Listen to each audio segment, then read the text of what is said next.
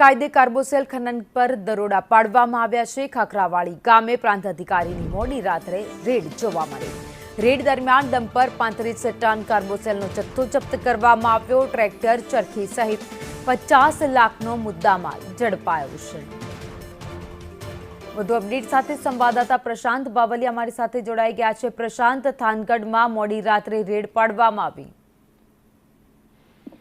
જણાવી દઉં કે થાનગઢ તાલુકાના ખાખરાવાડી ગામે રાત્રિ દરમિયાન ચોટીલા પ્રાંત અધિકારી અને મામલતદાર તેમજ તેમની ટીમ દ્વારા આકસ્મિક રેડ કરવામાં આવી હતી।